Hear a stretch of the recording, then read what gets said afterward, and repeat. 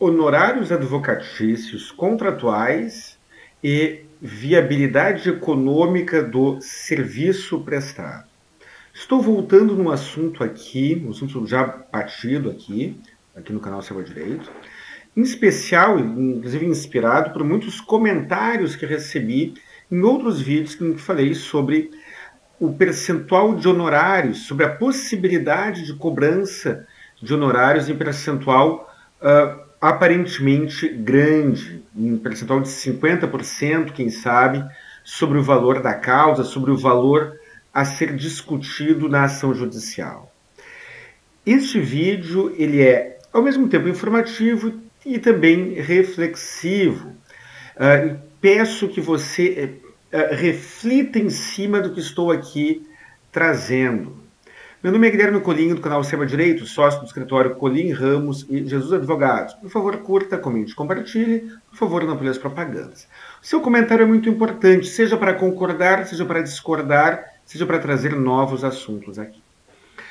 Olha só, existe uma mentalidade, um senso comum de que os honorários advocatícios devem ser entre 20% ou 30% sobre o valor que estiver sendo discutido na ação judicial. Mas será que este percentual ele viabiliza a ação judicial, a prestação de serviço em todos os casos? Será justo que o advogado cobre este percentual em todos os casos?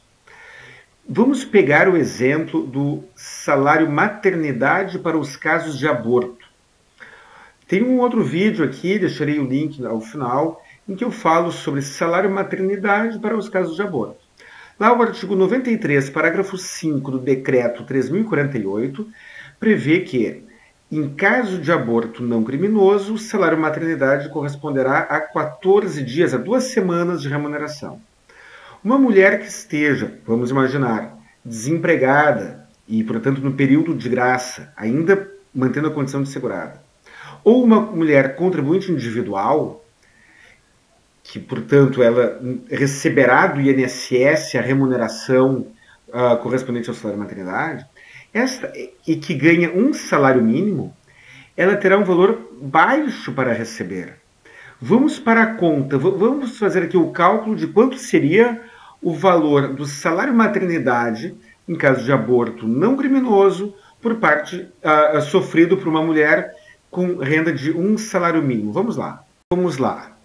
Peguemos aqui 1.420 dividido por 30 dias do mês, R$ 47,33, vezes 14 dias.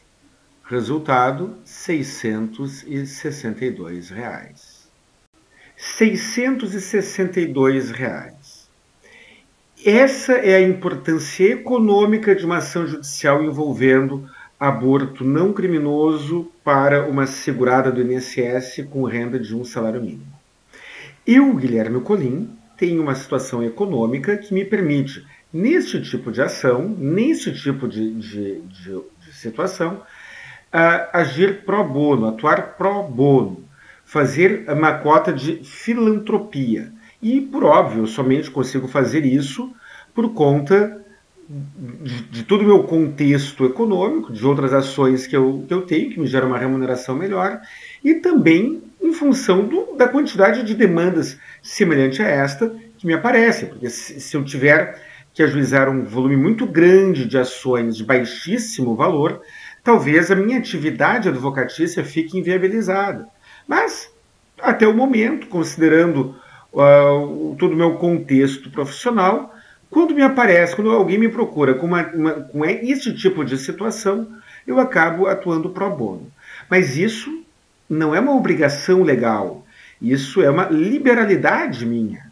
E aquele advogado recém-formado, aquele advogado que tem uma renda mais baixa e que não tem condições de fazer isso, e que é procurado por uma mulher que tem uma renda de um salário mínimo e sofreu um aborto não criminoso, e que terá de discutir em juízo R$ 662.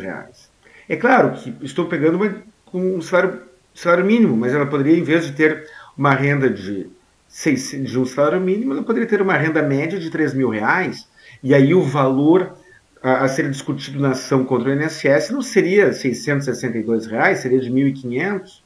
Talvez ela tivesse uma renda de 5.000, e aí o valor não seria de 1.500, seria de R$ 2.500, já arredondando. Mas uma ação previdenciária em que talvez, no caso de ação, em que se esteja discutindo o período de graça, prorrogação do período de graça, em que o advogado precisa demonstrar o desemprego, conforme lá o artigo 15 da Lei 8.213, com audiência, com testemunhas e tudo mais. Uma ação dessas pode levar 1, 2, 3 anos. Pode ser necessário ouvir prova testemunhal, talvez seja necessário diferentes provas documentais. Quanto que o advogado deve cobrar ou precisa cobrar, precisa receber em dinheiro, não em percentual, em dinheiro, quanto que ele precisa receber para cobrir as despesas inerentes àquele processo? O processo judicial, o trabalho do advogado gera um custo, muitas vezes um custo indireto, muito maior do que o custo direto.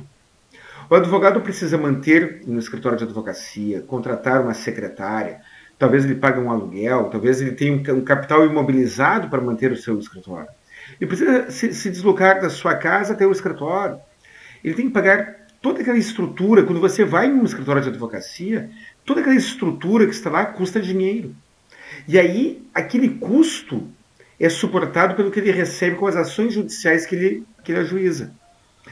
Se o advogado for obrigado a cobrar honorários de, no máximo, 20% ou 30%, como muitos acreditam que é o caso, ele simplesmente, dependendo da circunstância econômica e tudo mais, ele simplesmente não poderá atender pessoas que o procurem com demandas de valor muito baixo.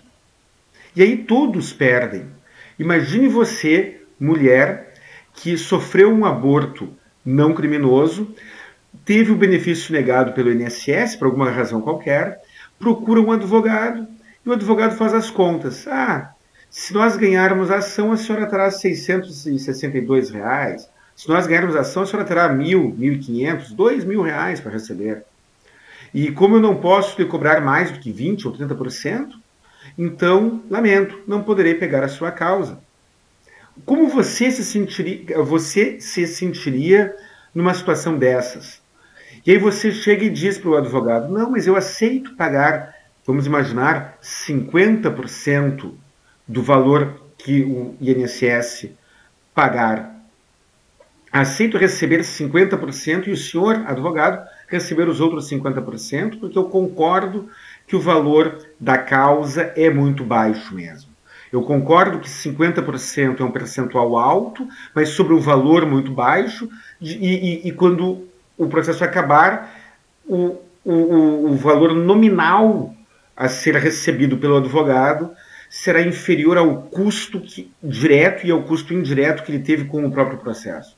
E aí o advogado lhe responde, eu entendo, concordo, entendo, fico sensibilizado, mas ainda assim não poderei assumir a sua causa porque ela é economicamente inviável e porque eu não posso cobrar um percentual acima de 20% ou 30%. E aí a justiça não é feita.